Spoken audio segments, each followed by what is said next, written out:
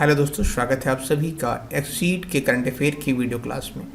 आज हम बात करने जा रहे हैं 30 अप्रैल से रिलेटेड जितने भी महत्वपूर्ण करंट अफेयर बन सकते हैं उन सभी प्रश्नों को हम डिटेल में देखने वाले हैं। अगर आप किसी भी एग्ज़ाम की तैयारी कर रहे हैं दोस्तों, तो करंट अफेयर की क्लास आपके लिए बहुत ही महत्वपूर्ण होती है। तो क्लास को ज़रूर देखें, पूरा देखें और लास्ट में हमें कमेंट बॉक्स में ज़रूर बताया करें कि क्लास आपको कैसी लगी। आपके कोई प्रश्न है तो वो भी आप हमसे पूछ सकते हैं। तो रोज़ की तरह पहले हम रिवीजन करेंगे पिछली क्लास में जो करंट अफेयर पढ़ाया है। पहला प्रश्न दोस्तों, किस राज्य ने 18 दिसंबर को अल्पसंख्यक अधिकार दिवस मनाने की घोषणा किया है? ये किया है किसने? तमिलनाडु की सरकार ने। John F Kennedy profile in carriage award 2022 किस देश के राष्ट्रपति को सम्मानित किया गया है? ये किया गया है यूक्रेन के राष्ट्रपति को। पेरिस बुक फेस्टिवल 2022 के गेस्ट ऑफ ऑनर के रूप में किस देश ने भाग लिया है? तो ये लिया है भारत ने। एलन मस्क ने ट्विटर को कितने बिलियन डॉलर में खरीदने की घोषणा किया है? तो ये किया है 44 बिलियन डॉलर में खरीदने की घोषणा किया है एलन मस्क ने। द मैजिक ऑफ मंगला जोड़ी और the Sikh history of east India नामक पुस्तक का विमोचन किसने किया है? ये किया है नवीन पटनायक जी ने। किस राज्य के खांगजोम युद्ध स्मारक परिसर में खांगजोम दिवस मनाया गया? ये मनाया गया कहाँ पे? मणिपुर में। अगला प्रश्न दोस्तों, किस राज्य के पूर्व मुख्यमंत्री ने जेडी रिवई का निधन हो गया? तो ये कहाँ के थे? मेघालय के थे।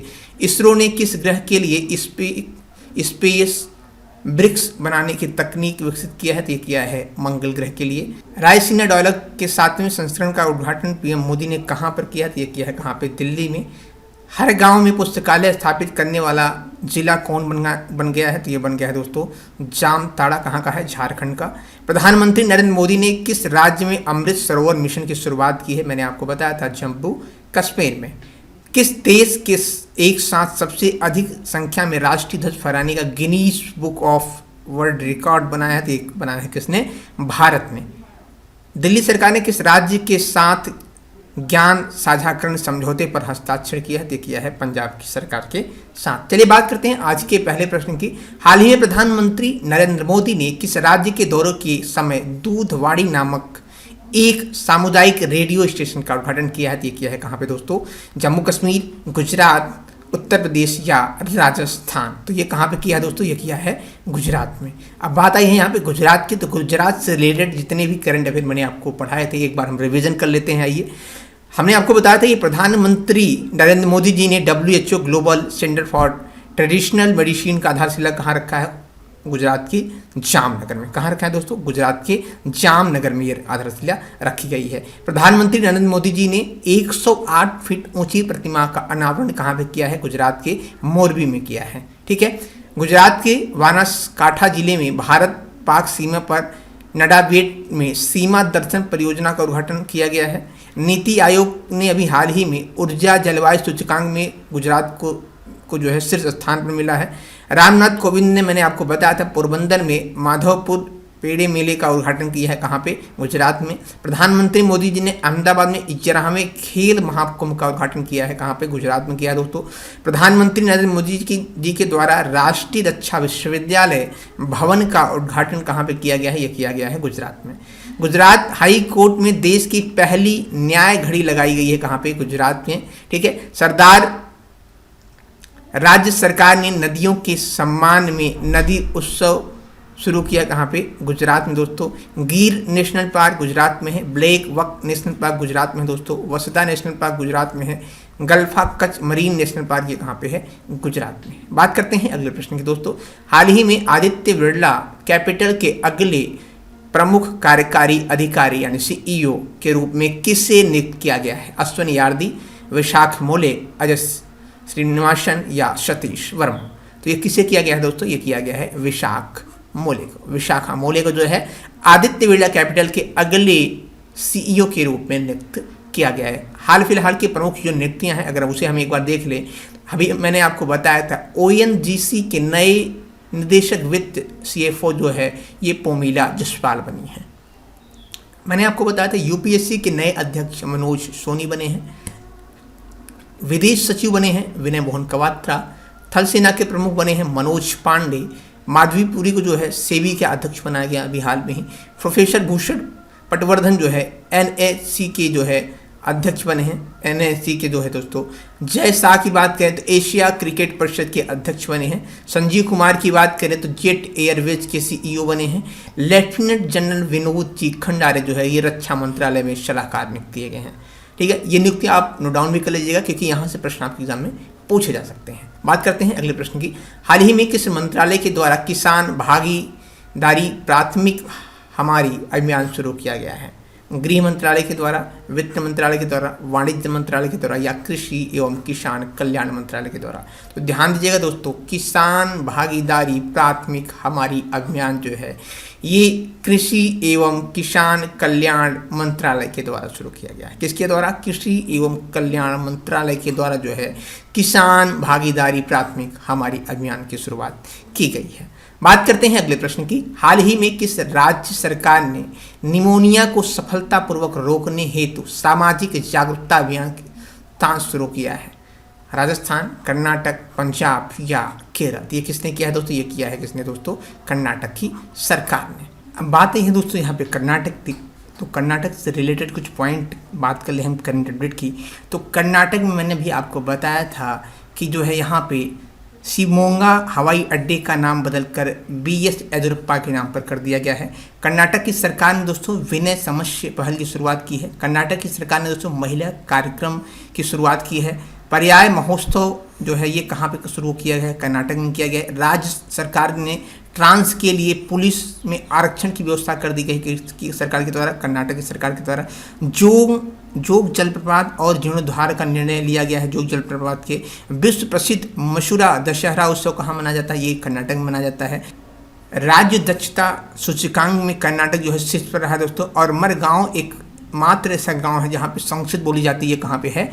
कर्नाटक के शिवमोगा जिले में। बात करते हैं अगले प्रश्न की दोस्तों। हाल ही में किस संगठन ने बैटरी स्वेपिंग नीति का मसौदा जारी किया गया है?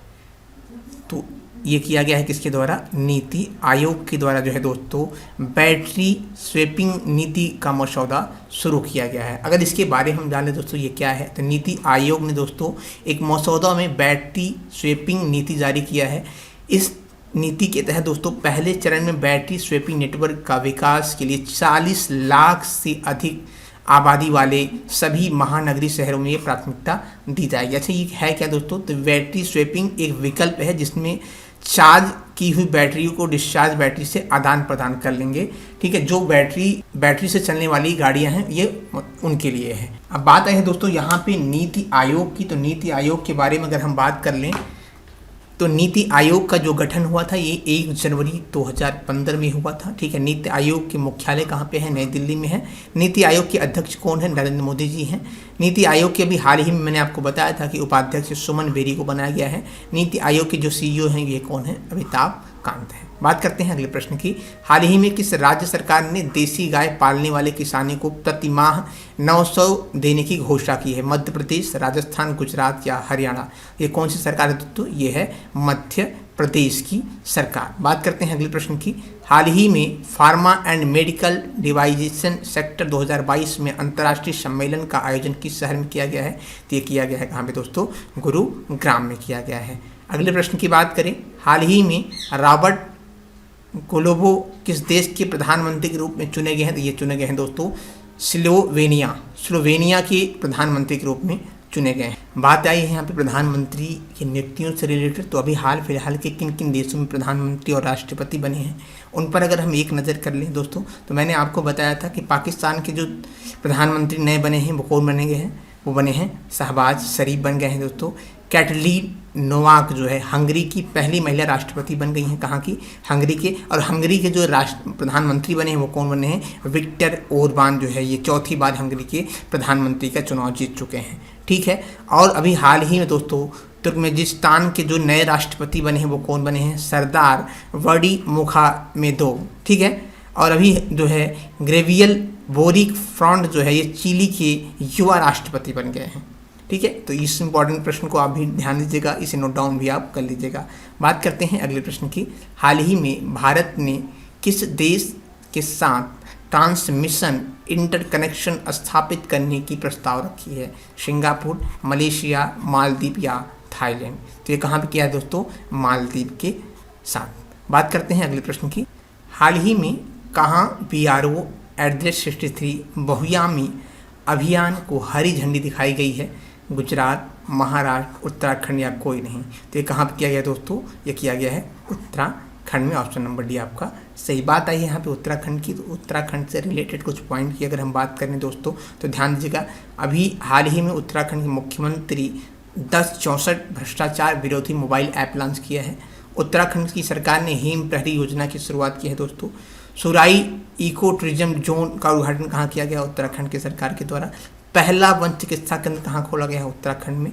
भारत के पहले जैव विविधता उद्यान भारत वाटिका का उद्घाटन कहाँ किया गया? उत्तराखंड में। बात करते हैं अगले प्रश्न की। हाल ही में गूगल ने किस राज्य सरकार के साथ समझौता ज्ञापन करने पर हस्ताक्षर किया है? झारखंड, तेलंगाना, छत्तीसगढ़ या इनमें से कोई नहीं? तो ये किसके साथ किया है दोस्तों? ये किया है तेलंगाना के साथ। अब आइए बात करते हैं तेलंगाना से रिलेटेड कुछ करंट अपडेट की अगर हम जान लें दोस्तों तो प्राणहिता पुष्करुलु त्यौहार जो है तेलंगाना में मनाया गया। तेलंगाना में 100% आबादी को कोविड की पहली डोज लगाने का लक्ष्य हासिल कर लिया है। किसने? तेलंगाना ने। श्यामा प्रसाद मुखर्जी रूरल मिशन का लागू करने की शीर्ष पर रहा है कौन? तेलंगाना। भारत के पहले अंतर्राष्ट्रीय मध्यस्थता और सुलह केंद्र का उद्घाटन कहाँ किया गया? तेलंगाना में किया गया है। राज्य के कारागार विभाग ने माय नेशन स्टॉल लगाया है कहाँ पे? तेलंगाना ने। काकती रुद्रेश्वर मंदिर रामप्पा के नाम से जिसे जाना जाता है, इसे अभी हाल ही में यूनेस्को के द्वारा विश्व धरोहर में शामिल कर लिया गया है। बात करते हैं अगले प्रश्न की। हाल ही में किसने मिसाइल लाइफ नामक पुस्तक का विमोचन किया है?